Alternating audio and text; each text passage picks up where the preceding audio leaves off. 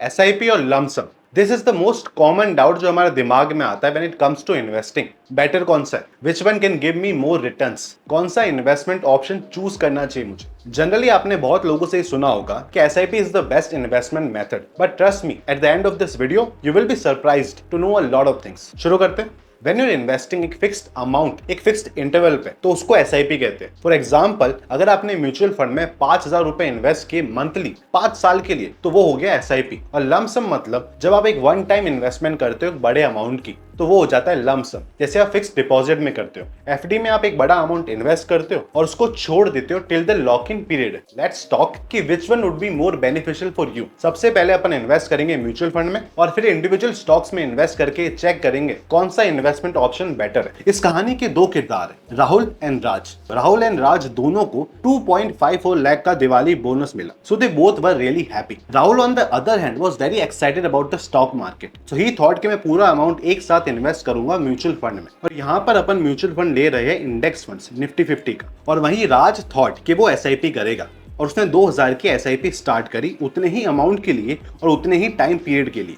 Now after 10 years जब राहुल ने अपनी इन्वेस्टमेंट देखी तो उसकी इन्वेस्टमेंट 2.54 लाख से बढ़कर 9 लाख हो गई और उसने प्रॉफिट कमाया था 6,50,000 का। और वहीं राज ने जब अपनी इन्वेस्टमेंट देखी तो उसकी इन्वेस्टमेंट 2.54 लाख से बढ़कर 5,30,000 हो गई थी with profit of 2,70,000। So Rahul and Raj दोनों ने एक ही टाइम पे इन्वेस्ट किया, फिर भी राहुल ने राज से ऑलमोस्ट 4 लाख ज्यादा प्रॉफिट कमाया लमसम इन्वेस्ट करके। सो डज दैट मीन कि लमसम इन्वेस्टमेंट बेटर है? Let's see one more example. अगर मैं 10 लाख रुपए लमसम इन्वेस्ट करता हूँ 13% के रिटर्न पे 20 साल के लिए, तो उसकी टोटल वैल्यू हो जाएगी 1,15,00,000। वहीं अगर मैं 4,167 की एसआईपी कराता हूँ monthly with same investment amount of 10 lakh in 20 years, same return, उसकी वैल्यू होती है 47 लाख। डिफरेंस ऑलमोस्ट डबल से भी ज्यादा है। ऐसा होना ऑब्वियस है क्योंकि जब आप 10 लाख एक साथ इन्वेस्ट कर रहे हो तो आपको रिटर्न मिल रहा है उस बड़े अमाउंट पे। सो ऑब्वियसली विद टाइम वो आपको ज्यादा प्रॉफिट देगा। और वहीं जहां पर आप एसआईपी कर रहे हो वहां आपको रिटर्न मिलता है उस मंथली एसआईपी पे, फिर उसकी कंपाउंडिंग होती है और उस पर रिटर्न मिलता है। सो वो बहुत धीरे धीरे बढ़ता है। सो दैट मीन्स कि लमसम एक बेटर इन्वेस्टमेंट है एसआईपी से? Well that's not true. SIP ज्यादा यूजफुल होती है एक फॉलिंग मार्केट में जब मार्केट गिर रहा हो, और लमसम ज्यादा यूजफुल होती है एक राइजिंग मार्केट में जब स्टॉक मार्केट चल रहा हो। मैं बताता हूँ कैसे। जब आप एसआईपी करते हो एक फॉलिंग मार्केट में तो आपको ज्यादा यूनिट मिलती है क्योंकि शेयर की प्राइस काफी कम हो गई होती है। जब आप म्यूचुअल फंड में इन्वेस्ट करते हो तो उसमें एक एनएवी होता है जो उस फंड की परफॉर्मेंस बताता है। NAV is equivalent to share price और स्टॉक प्राइस। सो मान लो आपने 1000 रुपए इन्वेस्ट किए एक म्यूचुअल फंड में जिसके एनएवी की वैल्यू थी 100 रुपए, तो आपको मिले 10 यूनिट। नाउ एक फॉलिंग मार्केट में उस एनएवी की वैल्यू गिरेगी 100 से 80, 80 से 60। नाउ अगर मैं एसआईपी करता हूँ 1000 रुपए की, जब उस एनएवी की वैल्यू 100 रुपए थी, 80 रुपए थी और 60 रुपए थी, तो 100 रुपए पे मुझे मिलती 10 यूनिट, 80 रुपए पे मुझे मिलती 12.5 यूनिट और 60 रुपए पे मुझे मिलती 16.6 यूनिट। सो टोटल हो गया 39.1 यूनिट। और अगर सपोज मैं लमसम करता एक साथ 3,000 रुपए इन्वेस्ट करता स्टार्ट में जब उसकी एनएवी की वैल्यू 100 रुपए थी, तो मुझे मिलती सिर्फ 30 unit. That means almost 10 units का डिफरेंस आता। सो ऐसे आप बेनिफिट ले सकते हो एसआईपी करके एक फॉलिंग मार्केट में। एक रियल लाइफ एग्जांपल से बताता हूँ, वही हमारे किरदार राहुल एंड राज। सो राहुल ने 2015 में एक साथ 1,20,000 रुपए इन्वेस्ट किए लमसम, जहां से मार्केट गिरना स्टार्ट हुआ। और वहीं राज ने एसआईपी कराई 5,000 की जिसकी इन्वेस्टमेंट सेम 1.2 लाख 2017 तक। सो राहुल ने जो लमसम अमाउंट इन्वेस्ट किया था 1.2 लाख, उसने प्रॉफिट दिया सिर्फ 1600, 0.7% रिटर्न। और वहीं राज ने जो एसआईपी कराई थी एट द सेम टाइम उसने प्रॉफिट दिया 11,000 का, तो 9% रिटर्न। सो यहाँ एसआईपी जीत गया। बट अगर राहुल लमसम 2020 के कोविड क्रैश के बाद करता और वहीं पे राज एसआईपी करता तो लमसम वाला जीत जाता, क्योंकि वो एक राइजिंग मार्केट है। आपने एक बहुत बड़ा अमाउंट ऐसे टाइम पे लगाया है जब उसकी प्राइस सबसे कम है। दैट मीन्स जब वो ऊपर जाएगा तो आपको ज्यादा फायदा होगा कंपैरेटिवली अगर आप एसआईपी करते हो तो, क्योंकि एसआईपी में आप थोड़ा थोड़ा पैसा इन्वेस्ट करते हो। जैसे देखो, राज ने एसआईपी करी 2020 में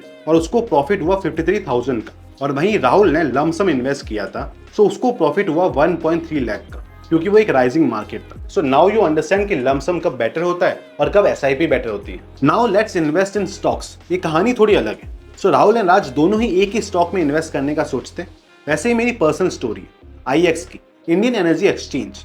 दोनों को लगता है कि एक मोनोपोली स्टॉक है, इसके पास स्ट्रॉन्ग मोट है कोई कंपटीशन भी नहीं है। सो अगर राहुल 43 रुपए पे लमसम करता और वहीं राज एसआईपी करता तो राहुल को ज्यादा रिटर्न मिलता, बिकॉज ये एक राइजिंग मार्केट है, क्योंकि राहुल ने एक बड़ा अमाउंट लगाया है और जो रिटर्न बनेगा उस बड़े अमाउंट पे बनेगा, और वहीं राज ने एसआईपी कराई है, सो अब उस छोटे अमाउंट पे रिटर्न बनेगा। बट अगर राहुल लमसम करता 2021 में जो मैंने किया था तो उसको ज्यादा लॉस होता कंपैरेटिवली राज से, because of the same effect. Negative return come amount पे लगता तो लॉस कम होता। लॉस तो आपको दोनों ही केस में होगा, एसआईपी या लमसम ऐसे टाइम पे, बट एसआईपी में आपको लॉस कम होगा कंपैरेटिवली जब आप लमसम करते हो तो। और जब स्टॉक मार्केट ऊपर चढ़ेगा तो सबसे पहले जो रिकवर करेगा वो होगा एसआईपी वाला, क्योंकि उसका लॉस कम है। सो इन शॉर्ट, अगर आप स्टॉक में लमसम इन्वेस्ट करते हो सो हो सकता है कि आप बहुत पैसे कमाओ, बट उतनी ही पॉसिबिलिटी है कि आप बर्बाद हो जाओ। बट अगर आप एसआईपी करते हो तो आपको उतना लॉस कभी नहीं होगा जितना आपको लमसम में होगा। बट आप मार्केट को टाइम नहीं कर सकते हो, बहुत बड़े एक्सपर्ट्स भी मार्केट को टाइम नहीं कर सकते।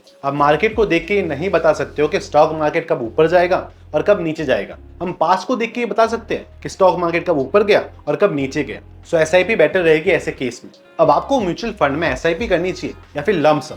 अगर आप एसआईपी करते हो तो आपके सारे पैसे डूब जाए, ऐसा होना ऑलमोस्ट इम्पॉसिबल, क्योंकि आपने ऑलरेडी डाइवर्सिफाई कर लिया है म्यूचुअल फंड में इन्वेस्ट करके, और ऊपर से आपने सारे पैसे एक साथ भी इन्वेस्ट नहीं करे। सो रिस्क काफी कम हो जाता है। और अगर आप एसआईपी करते हो गलत टाइम पे, जैसे मार्केट क्रैश में, तो भी आपको ज्यादा लॉस नहीं होता, क्योंकि आपने थोड़ा ही अमाउंट इन्वेस्ट किया और आप उस मार्केट क्रैश का भी फायदा उठा सकते हो। अगर आप कंफ्यूज्ड हो एसआईपी और लमसम में, तो एसआईपी को चूज करो। सपोज मान लो कि आपने लमसम चूज किया, आपने बहुत अच्छे टाइम का वेट किया और उस अच्छे टाइम पे आपने इन्वेस्ट भी कर दिया, फिर भी आपको बहुत ज्यादा रिटर्न नहीं मिलेगा। तो डिफरेंस ऑफ रिटर्न फिर भी 1 से 3% के बीच ही रहेगा। और अगर आप एसआईपी करते हो और मान लो कुछ दिनों बाद मार्केट क्रैश आ गया और आपको लगता है कि वो एक बहुत अच्छी अपॉर्चुनिटी है, तो आप लमसम इन्वेस्टमेंट कर सकते हो उस समय एसआईपी के ऊपर ही, एंड दैट वे आपको एसआईपी का भी फायदा होगा और लमसम इन्वेस्टमेंट का भी फायदा होगा। सो अगर आप एक सैलरीड एम्प्लॉय हो या फिर आपकी मंथली इनकम आती है तो एसआईपी चूज करो, बिकॉज एसआईपी चूज करने से आपकी इन्वेस्टमेंट हैबिट भी बनेगी और वो आपके लिए ज्यादा फ्लेक्सिबल होगा। बिकॉज वी ऑल नो कि ऐसा तो है नहीं कि हमारे पास 5-6 लाख यूं ही पड़े होते हैं और आप उसको इन्वेस्ट कर लो कभी भी लमसम, ऐसा नहीं होता है। सो इसलिए आप एसआईपी चूज करो, उसमें रिस्क भी काफी कम होता है। अगर आपने एसआईपी कर रखी है और कभी मार्केट गिर गया और आपको लगा कि एक अच्छी अपॉर्चुनिटी है, तो उस समय आप लमसम इन्वेस्टमेंट कर सकते हो, थोड़ी ज्यादा इन्वेस्टमेंट कर सकते हो, और ऐसा करके आपको एसआईपी का भी फायदा होगा और लमसम का भी फायदा होगा।